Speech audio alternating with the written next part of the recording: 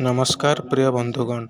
पंडित जवाहरलाल नेहरू जन्मोत्सव तथा शिशु दिवस आम स्वामी विवेकानंद स्टडी सर्कल किभଳି भाବରେ पालन करागला आसंतु देखिबा।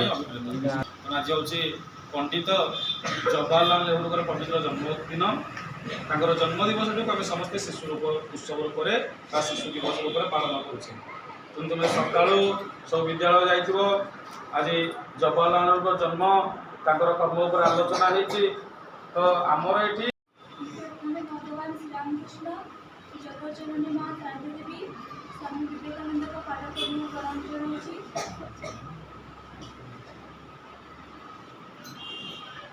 आज शिशु दिवस उपस्थित मोर छोट बड़ भाई बहन आज दिवस शुभेच्छा जनाऊँगी। समस्त तो स्कूल को जाइल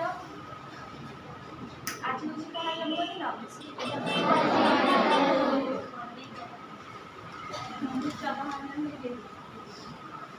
जन्म विषय समस्त अवगत थी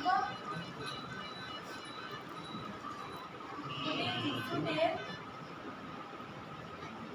बड़ रखिए बापा माँ और शिक्षक आवश्यकता थाए गोटे शिशुटे केत भल मनुष्य कर बापा माँ भल शिक्षा देते समस्त शिक्षक शिक्षक भल भल शिक्षा देते से उपयुक्त तालीम पाइले से बड़ हो पार गोटे छोट शिशुटे किसी भी पाप कटा थाए समस्त सरल मन थाए मन में छंद कपट माया ये सब कुछ न थाए तो गोटे छोट पिलाटे ही कहे आज शिशु काल नागरिक आम देशर नागरिक आज शिशु दिन भल हो देशर जड़े उत्तम मनुष्य हो पार तेणु आज शिशु मान भविष्य निर्माण करें जदि आज शिशु मैंने भल रूपे न बढ़ती तेज भविष्य में देशटा खराब हो कथा भारतर प्रथम प्रधानमंत्री पंडित जवाहरलाल नेहरू भल रूपे बुझीपारी जो लोक मैंने जन्म दिवस को पालन करुले से दिन टी शिशु दिवस रूपे पालन करने से समस्त कहते से पंडित जवाहरलाल नेहरू कहते आज शिशु आसंता कालीन नागरिक शिशु आसिले दुनिया आसब शिशु मैंने ही देश और जातिर निर्माता शिशु मानकर उन्नति देशर उन्नति। स्वाधीन भारतर प्रथम प्रधानमंत्री पंडित जवाहरलाल नेहरू शिशु मान अत्यंत भल पाते से 1899 मसीहा नवेम्बर 14 तारीख उत्तर प्रदेश आलियाघाट जन्मग्रहण करते। पिता नाम हूँ मोतीलाल नेहरू और माता नाम हूँ स्वरूपराणी देवी।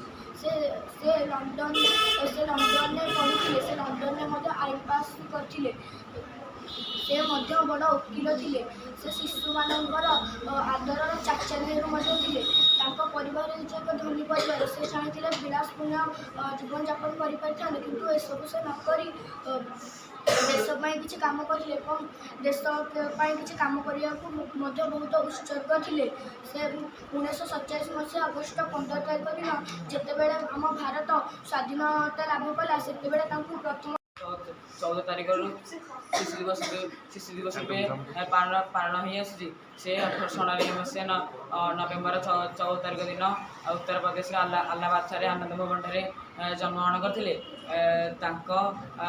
पिलादिन ना था जो पिला मैंने चाचा नेहरू नाम जानते पिता नाम था मोतीलाल नेहरू माता नाम था स्वरूपराणी पिता जड़े व्याख्यात वकिल थे से 11 वर्ष बयस गृह शिक्षक फर्डिनांड टी ब्रूक्स 3 वर्ष काल गृह शिक्षक भाव पढ़े ब्रूक्स विद्यालय पर से लंडन हायर स्कूल 1905 मे मसरे नाम लिखाई हायर स्कूल पास कलापर से केम्ब्रिज विश्वविद्यालय 1907 अक्टोबर मसरे नाम लिखाई से 1910 केम्ब्रिज विश्वविद्यालय डिग्री पास कलापर लॉ पढ़ाई इनर टेम्पल ऑफ इंग्लैंड जाते से 1912 मसीह बारिस्टर विद्या पास करथिले एवं अलाहाबाद हाईकोर्ट रे वकील भाव नियुक्ति होते। ତଥା ମୋ ସାନ ଓ ବଡ଼ ଭାଇ ଭଉଣୀମାନେ ଆଜିର ଏହି ଉତ୍ସବରେ ମୋତେ କିଛି କହିବାର ସୁଯୋଗ ମିଳିଥିବାରୁ ମୁଁ ନିଜକୁ ଧନ୍ୟବାଦ କରୁଅଛି। ଆଜି ହେଉଛି ପବିତ୍ର ଶିଶୁ ଦିବସ। ଏହି ଶିଶୁ ଦିବସ ଜବାହରଲାଲ ନେହେରୁଙ୍କ ଜନ୍ମଦିନ ଉତ୍ସବରେ ପାଳନ କରାଯାଏ। ଜବାହରଲାଲ ନେହେରୁ ଶିଶୁମାନଙ୍କୁ ବହୁତ ଭଲ ପାଉଥିଲେ। ତାଙ୍କ ମତରେ ଶିଶୁମାନଙ୍କର ଉପଯୁକ୍ତ ଯତ୍ନ ଓ ଶିଶୁମାନଙ୍କୁ ଉଚିତ ମାର୍ଗରେ ନେବା। ସେ 1899 ମସିହା ନଭେମ୍ବର 14 ତାରିଖରେ ଉତ୍ତରପ୍ରଦେଶର ଆହ୍ଲାବାଦ ସହରର ଆନନ୍ଦ ଭବନରେ ଜନ୍ମଗ୍ରହଣ କରିଥିଲେ।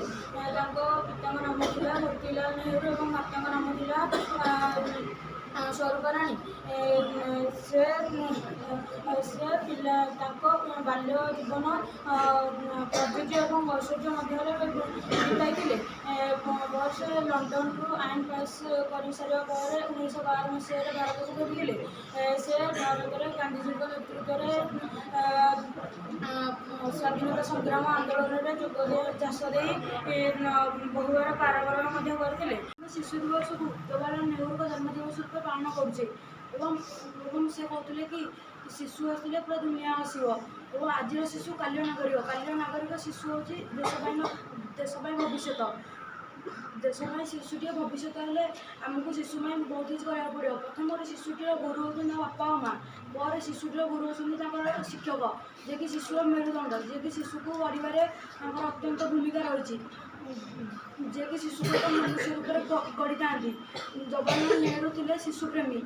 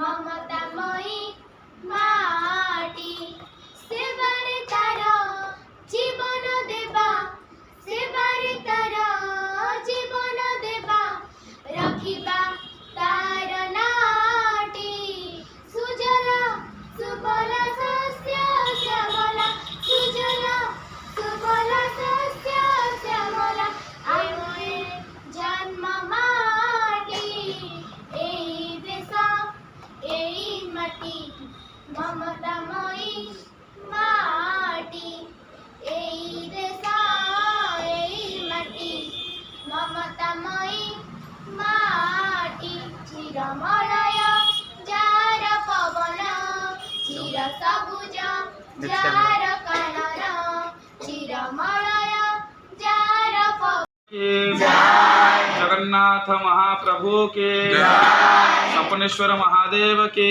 चर्चिका महामाई के। ओम शांति शांति।